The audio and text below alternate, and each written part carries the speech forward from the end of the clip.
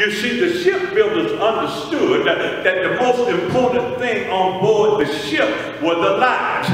They were the things that mattered. So with black males on the endangered species list in this country, and being armed and having armed and dangerous police loose attacking them on a regular basis, the nails have given away and the pitch has come loose in our community. And the ship in which we're on is about to come apart. But I come to tell you that we have helps on board. And every now and then, those who sail on the old ship of Zion have to throw your head back and holler, help. Somebody throw your head back and holler, help. For institutional racism, we need divine help. For gang violence, we need divine help. For sexual and physical abuse, we need divine help. For the mishandling of our children by the school system, we need divine help. For those who have been targeted to go to prison, we need divine help. For those who have no food, no shelter, and no health care, we need divine help.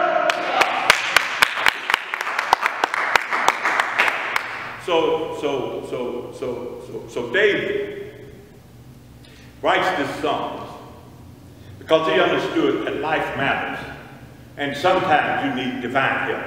Yeah. Can I take just a few minutes and work through this song? Yes, sir. I think I take a few minutes to look at this song. Yes, sir. In verses 1 through 6, the psalmist acknowledges God's omniscience. Somebody say God knows everything. God knows everything. It's important to understand that God knows. He knows the pain we're going through. He knows the doubts as it relates to Dr. Jekyll and Mr. Hyde. He knows our fears surrounding our young black sons and the police. He knows our frustration with the justice system that has never worked for us. He knows. Then in verses 7 through 10, the psalmist describes God's omnipresence. That God is everywhere at the same time. Oh, bless his name. This verse lets us know that even though we don't know or understand how God works things, we do know that he's always there. I like the way the psalm is taken, because before the psalmist looks at himself, he acknowledges God. He tells us that God knows all and that God sees all. Then he steps behind God and views himself through the loving eyes of a transforming Father. You see, if you can see and view yourself through the eyes of God, then you can get a clear, a correct, and a complete picture of who you are. As the psalmist views himself through the eyes of God in verse 13, this is what he asserts. Listen to what he said. For you did form my inward parts. You did knit me together in my mother's womb. Somebody needs to know that you're not an accident or happenstance. And while your mother and father may not have gone to Planned Parenthood and sit down with pencil and paper and say, in the 5th year of our marriage, we're going to have Leslie, and in the 7th year of our marriage, we're going to have little Larry. While they didn't do that, God did divinely orchestrate your existence. And that's why every morning that you wake up, you ought to look in the mirror and say, God designed this. This nose, God designed this. These eyes, God designed this. These ears, God designed this. These luscious lips and beautiful hips, God designed this. As a matter of fact, you just stamp God designed and approved. And you're that way because Black Lives Matter. Then in verse 14, he crescendos. He says, I am fearfully and wonderfully made.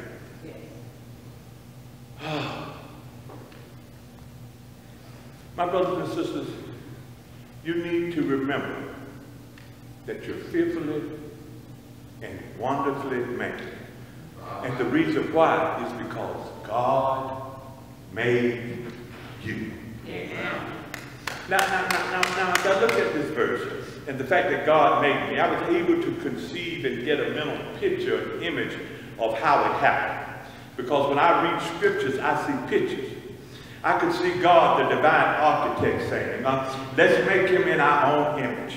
In other words, God had a conversation with himself, and God said to himself, I think I'll design me a James Speed. Then God began to sketch out my body. He said, I think I'll make him with a little melanin in his skin. I'll give him medium eyes, and I'll give him brown eyes, and I'll put a mole on his cheek and one up under his eye. I'll give him full lips and curly hair. I'll give him broad shoulders. I'll give him some charisma and a thirst for knowledge with a big heart. And when God finished designing me, he rolled up his blueprints and placed them in a case and labeled them JES 1953, Greenville, South Carolina. Then God took off his architect's hat and put on his construction hat and walked out of the royal room, peered over the balcony of heaven, and tossed a seed out into the universe. And when my mother realized that something just wasn't right in her body, God hung a sign on her that said, this area is under construction. And for 9 months, like the potter with clay, God skillfully and shaped and molded me. He tailored me and made me what he wanted me to be. And when he finished, I came forth exactly when he wanted me. I'm wonderfully made. Now, exactly what does this fearfully and wonderfully made mean? Exactly what that is. In Hebrew, the words fearfully and wonderfully means the same thing. Number one, to be astonished, to stand in awe of. Simply put, because God made you, you are an astonishing creature. No one else has what you have. No one else can offer what you offer. And no one else can do what you do the way that you do it. Number two, fearfully and wonderfully made means respect. You deserve respect because God made you. You should be treated right. You deserve to be heard because God made you. And nobody has no business putting their hands on you. You may not be the Pope and you may not be the president, but because God made you, you matter. You may not be Aretha Franklin, but R-E-S-P-E-C-T is do you because you are fearfully and wonderfully made. Amen. When Deborah and I were in Europe, we went to Paris. And one of the places we visited was the Louvre. Inside the Louvre was a painting of the Mona Lisa. When you enter the gallery, we were given instructions on what we could and could not do. When we entered the room where the Mona Lisa hung, everybody was standing in awe and amazement. I noticed not only was the Mona Lisa behind thick glass, but it was behind barricades. And no one could get within 5 feet of the portrait. And police officers were posted all around the room. Now, if Leonardo da Vinci can create a painting that demands awe and respect, then anything made by the one who created Da Vinci deserves nothing less.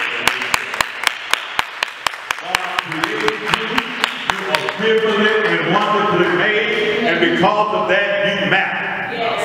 The next thing the text shows us is the cosmos is a testimony to the fact that you matter. The writer says, "I'm fearfully and wonderfully made. Marvelous are thy works." It's right there in the book.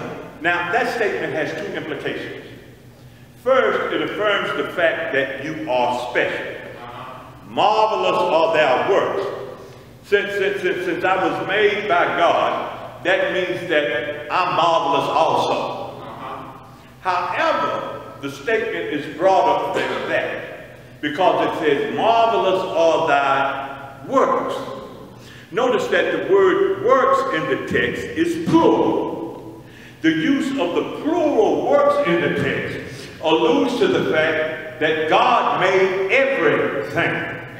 The plural works covered so much territory that it reaches way back to Genesis chapter number 1. It reaches back to when God smiled and light broke and darkness receded. It reaches back to when God took light in his hand and rolled it up in a ball and called it the sun and took what was left over and made the moon. It includes when God walked and his footprints hollowed out valleys and bulged up mountains. It reaches back to when grass sprouted and flowers bloomed and pine trees pointed their fingers to the sky. The statement, marvelous are thy works, pays homage to the creation of the cosmos.